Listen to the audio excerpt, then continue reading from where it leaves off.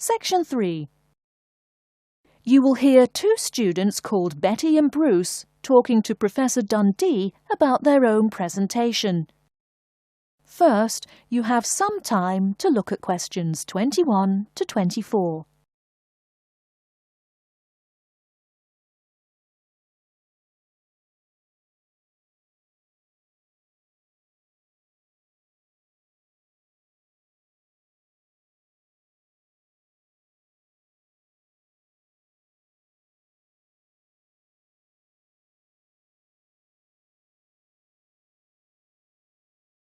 Now, listen carefully and answer questions 21 to 24. Come in. Professor Dundee, we're ready to make our presentation. Oh, yes. I did say 1 o'clock, didn't I? Please, sit down. So, who goes first? Bruce? Or you, Betty? I guess I could. Bruce is always a little shy. Not after he's had a lager for lunch, eh, Bruce? Ha ha! No, Betty really should go first. OK, well, I'm reporting on the effects of different marketing strategies on the cheese and oil markets. Different strategies obviously affect the sales volume differently. I looked at the sales in 2 countries, New Zealand and Colombia. And what did you find? Pray tell.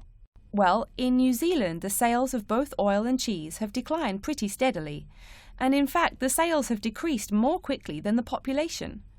On the other hand, in Colombia, the volume of sales for both products has remained the same.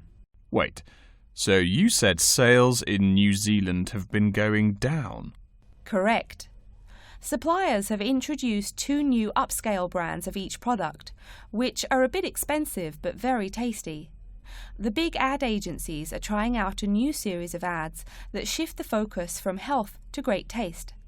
They think that will get sales moving up in New Zealand, where the population is less affluent and generally less health conscious. Brilliant. Thank you. And Bruce? Yeah. My report is about chocolate sales in Italy and Germany. The 2 countries' marketers have found out that you have to market chocolate differently in each country. For example, in Italy, Kostig, the most expensive brand, pays shop owners to put the candy just about knee-high for an adult. I don't see. For little kids, that's about eye level. That bright red candy is the first one they see, so they buy it. Even better, they start telling their moms to buy it too. So, you mean? Well, I mean, in Italy, if you locate your product at the right location of shelves, sales do great. They say it doesn't matter much what brand of chocolate you're selling. As for Germany, das Land der Schokolade. Huh?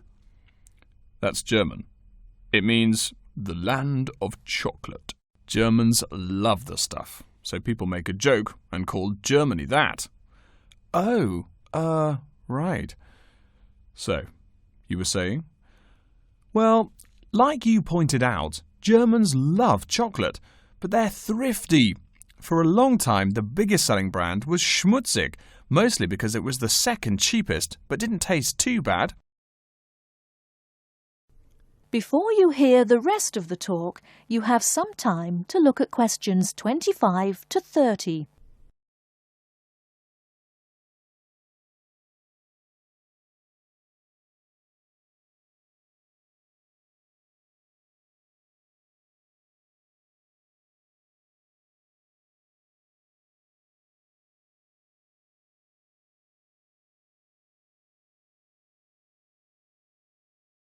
Now listen and answer questions 25 to 30. Again, brilliant. A pretty good job, both of you. Tell me, what do you plan to investigate next week? I'm especially interested in the effects of colour on sales of products, so I'll be looking at ads for cosmetics and cleaning products in the local market. You know, like the distinct orange colour of Mr. Muscle, lavatory cleaning products. And you, Bruce?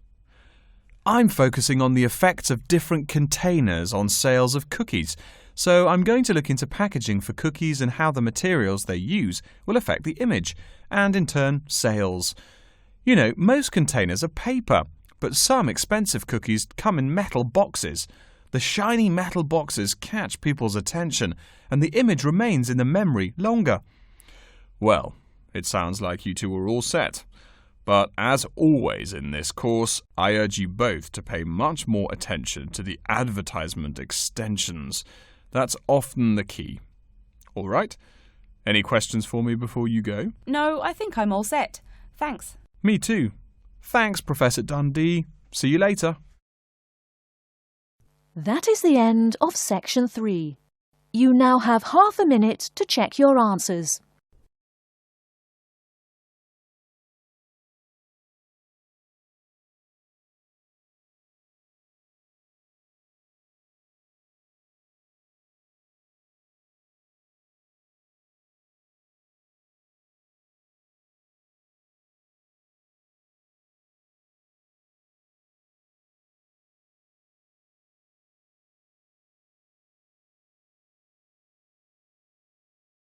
Now turn to Section 4.